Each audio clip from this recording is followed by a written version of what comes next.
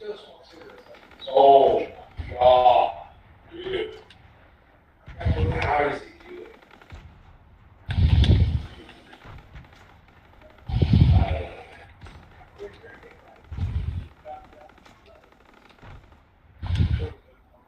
Yeah. Where'd you do that?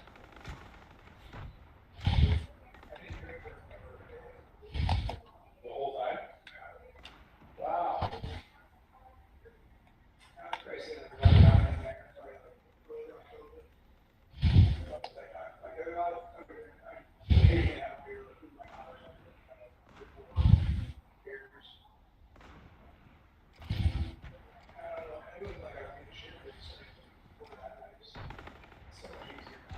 Oh man. Dude, I can't believe it.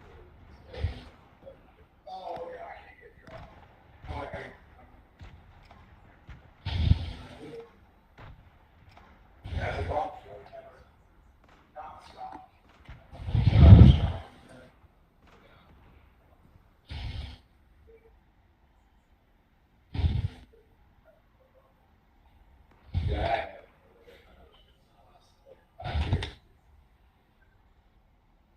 It came with like a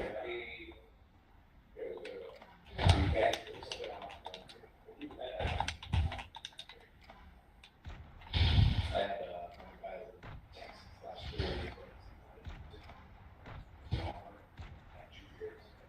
Oh yeah, dude, I'm feeling it. Feeling good. That's honestly. Look at you. Honestly.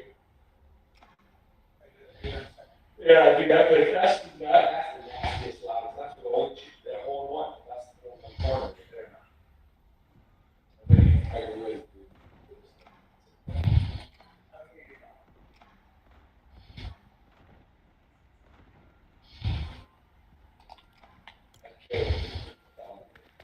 It is crazy. I don't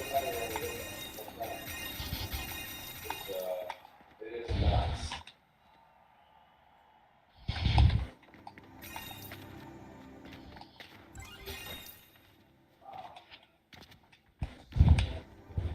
Oh no.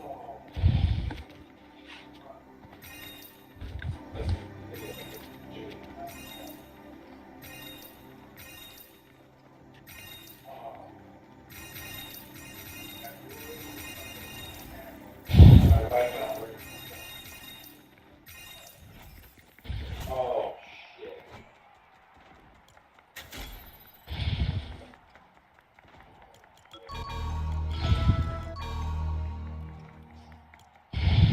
Yeah.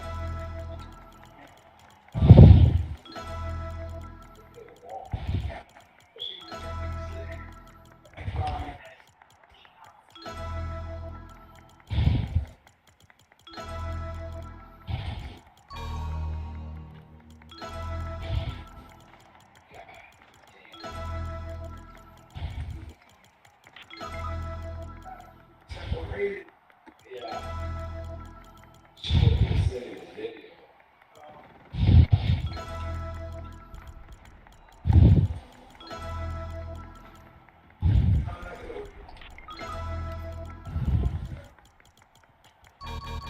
What is that?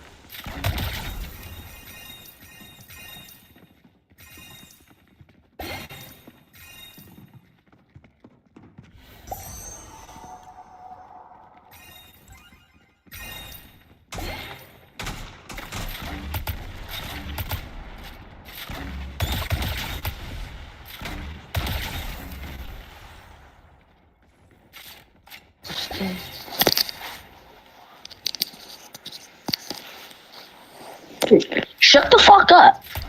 Ooh, damn. What happened then? Damn. My bad, I wasn't talking to you. Yeah. Damn. Holy shit.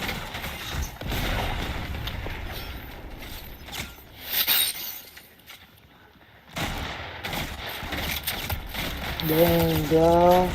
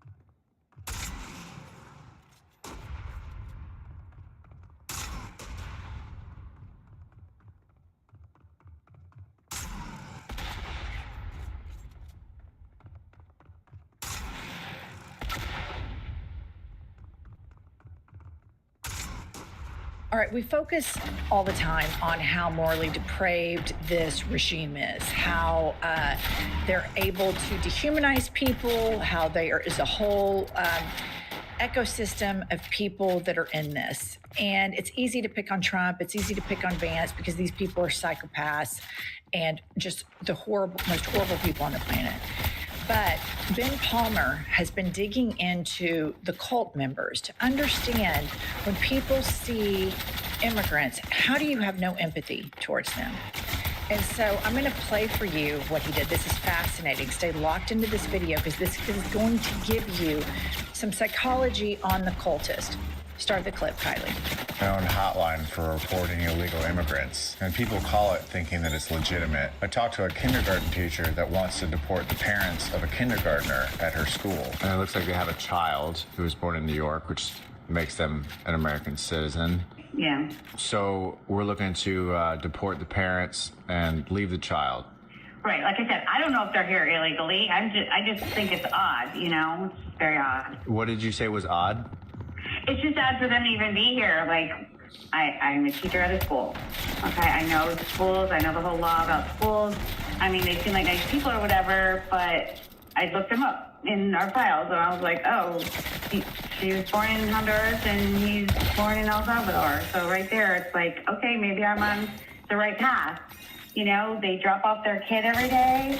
So their kid is their kid a student at your school? Yeah. Yeah, The one year. kindergarten. Okay, so now you want to get his parents deported? Well, I'm just saying if they're taking up resources from our county, Okay. I'm not into illegal people being here. I mean, if the son's in kindergarten, what is 6 or 7, Yeah. right? Yeah, he's probably like 5 or 6. And he was born in New York, so that means, assumingly, they've been in America for 6 or 7 years. Yeah. And now we're going to go ahead and just remove them.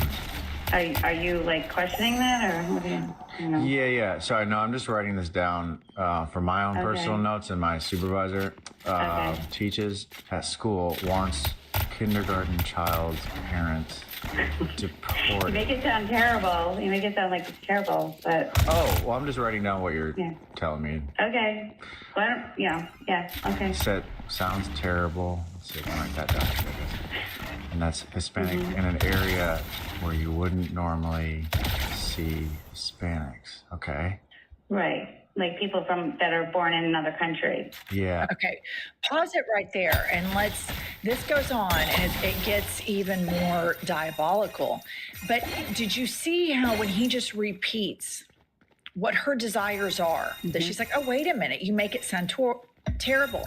This is why everybody has to understand when we play these videos of the administration propagandizing, I say this is intentional. Because they don't say things plain spoken like he is back to her. The administration is providing bigots like this kindergarten teacher who doesn't give a shit about this kid because he's the only brown-skinned kid in kindergarten. She thinks that he shouldn't be able to go to school because his parents, she looked it up. She went into the school files and she looked it up. So this is an insight into how effective the propaganda is that you see J.D. Vance, Pam Bondi, Stephen Miller, Fox News use. And then our instinct is, oh my God, can you believe they're saying this stuff? It's important that we understand they're saying it to this kindergarten teacher who's looking for a permission structure to be racist and to marginalize a 5-year-old. Continue with the clip. People where? Like in the city. Got it. Okay. Hispanics out of place now in country, not where they belong in city. So we were able to confirm that they are documented citizens along with their child. Oh, good. So yeah, it's good because we don't have to deport a 6-year-old. And yeah, I mean, you know, that little fella could have been a threat to our national security. Why are you talking to me like this? Say again? Why do you talk to me like this? I'm sorry, what are you referring to? Like you're like sarcastic. Oh, okay. I mean, I just thought that maybe you'd be okay and just happy that the people that you reported were actually here legally and that they belong. Just like you and me. Could I talk to your supervisor? You said you are the supervisor. Yeah, I just thought you were going to be happy. Yeah, I am happy, but I'm not happy with your attitude. You just said to me, the 6-year-old won't be a threat to national security. Yeah. That's sarcastic. I would think that the people that were deporting, especially 6-year-olds, that there would be a good reason for it. I was talking about the people who I thought they're illegal because they were born in a different country.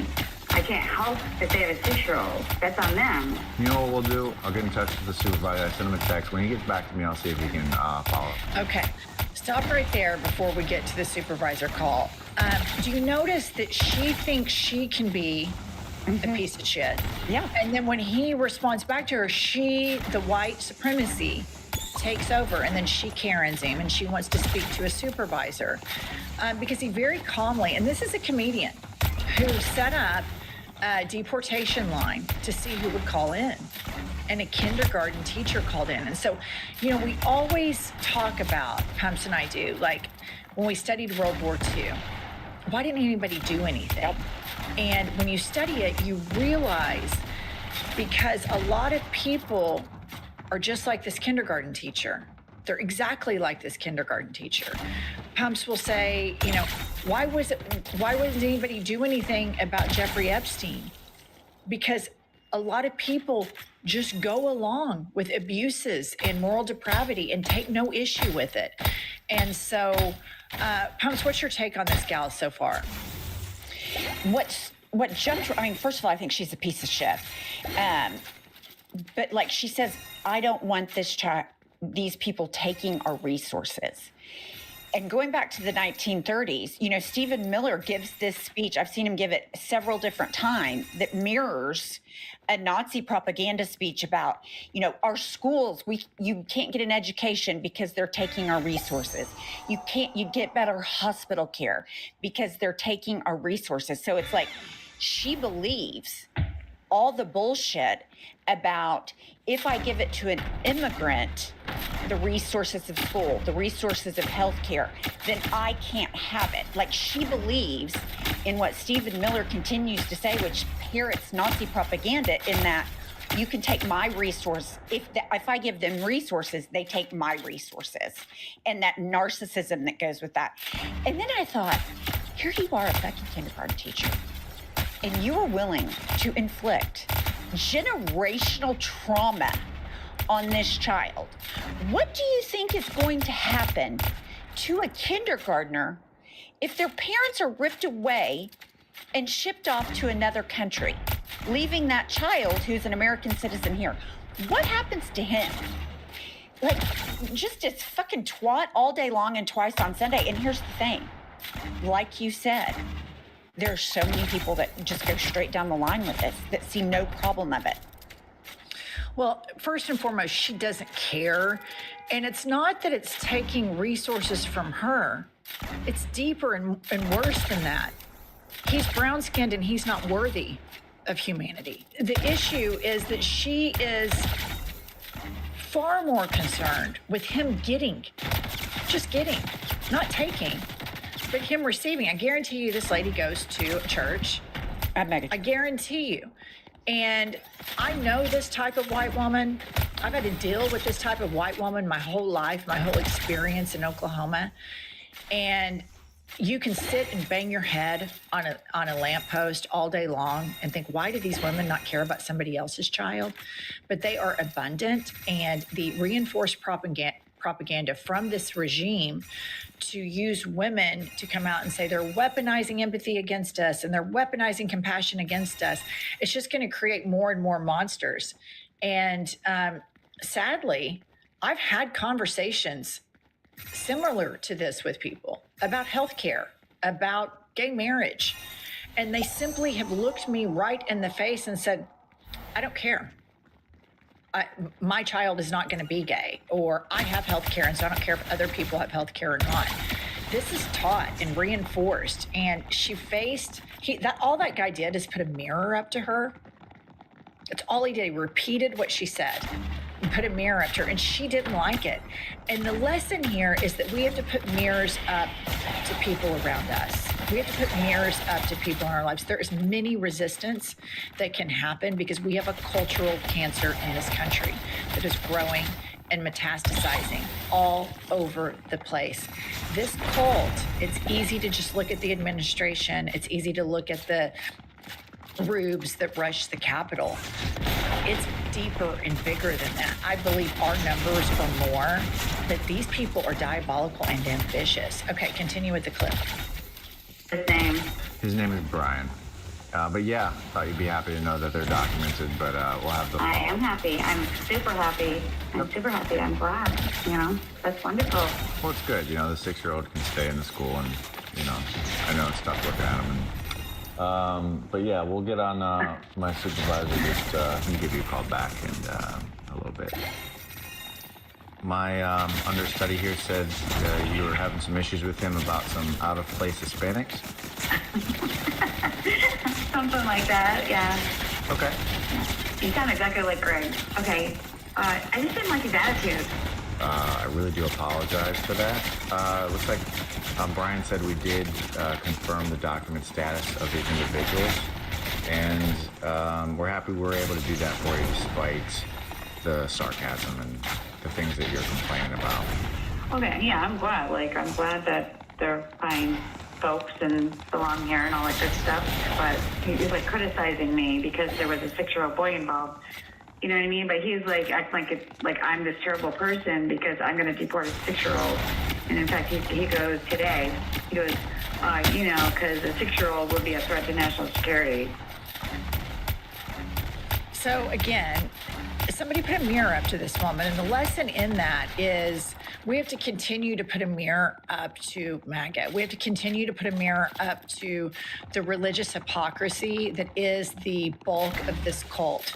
We have to continue to put a mirror up to people that cherry pick what they care about and when they care about it, and as it relates to them. And I just thought this was a really fascinating case study, because we oftentimes forget that the people who support, you think, who could support a 6-year-old being deported? A kindergarten teacher. Yeah. There is a massive network of people that have bought into the propaganda that I can't have empathy. And that it's not just that these immigrants, we're way past the criminal aspect of it. We're way past they're taking stuff from me.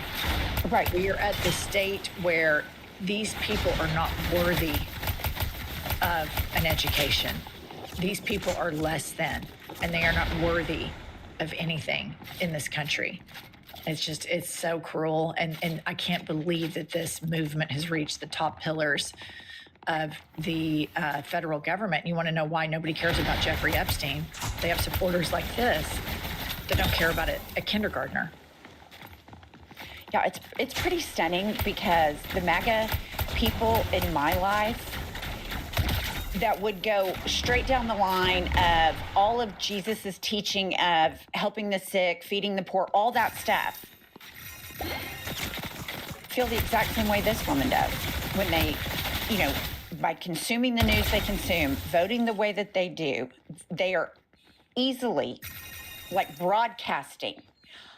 I don't have to have empathy for anybody but me. And I know that's how they feel about it, because I've asked about it. And I was indoctrinated that unless this directly affects me or my wallet, I don't give a shit. And I am entitled not to give a shit, because I am chosen. And my personal relationship with God trumps everybody else's. So that makes it real easy to demean other people when you have elevated your position, that you are not only able to judge other people and criticize, you are able to dehumanize them, but you are entitled to do it. And I'm with you.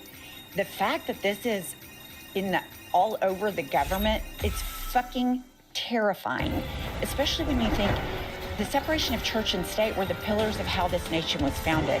And all these constitutionalists and patriots, they're the ones that say, fuck it, we don't want that anymore. We don't want freedom of religion. We don't want freedom of speech. We don't want you to read whatever books you want to read, because we want to control you. Yeah, I've lived in this world my whole life. And I tried very hard to carve out in Oklahoma City progressive friends, gay friends, African-American friends, to create my own world, and I was able to do so. But this is not new to America. This is just new to this being in the federal government. This is, people have set up their lives exactly the way the federal government is set up, and are deeply embedded and surrounded by people like this. And all I can tell all of you is run as fast as you can. No one is safe in these circles, not even a 6-year-old kindergartner. I mean, can you imagine a kindergarten teacher? Can you imagine if your child had to go and that's one of the teachers in their lives? It's just, this whole evangelical world is something that is so morally depraved. It's hard to even continue to come up to words with words for it, because it's just so demented, and it's so devastating that when I grew up in Oklahoma, I always knew a federal government, even a Republican federal government, would protect red states from their worst impulses, and that's gone. That guardrail is completely gone. All right, that's all we have. Like, subscribe, comment. Tell us what you think about this guy's social experiment. I think it's incredible. And about the fascist collaborators that live among us. Like, here's a woman, this kindergarten teacher, a capitalist that has no capital, who will die on the hill for these crazy fascists. Let us know what you think, and we'll be back later with more news.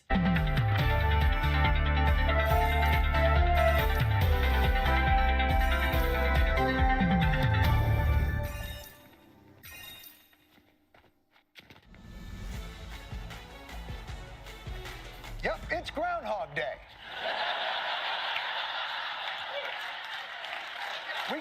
All right, we focus all the time on how morally depraved this regime is, how they're able to dehumanize people, how there is a whole ecosystem of people that are in this. And it's easy to pick on Trump. It's easy to pick on Vance because these people are psychopaths and just the most horrible people on the planet. But Ben Palmer has been digging into the cult members to understand when people see immigrants, how do you have no empathy towards them?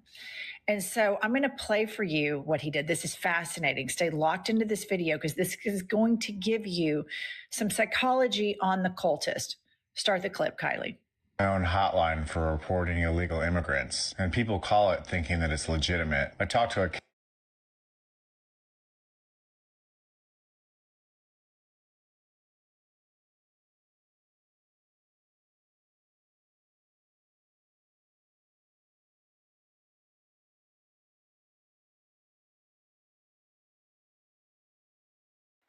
CBS News editor-in-chief Bari Weiss keeps failing in her mission to turn CBS into pro-Trump propaganda, but she's still refusing to back down or even learn a lesson amidst all this. Take a look at the most recent example.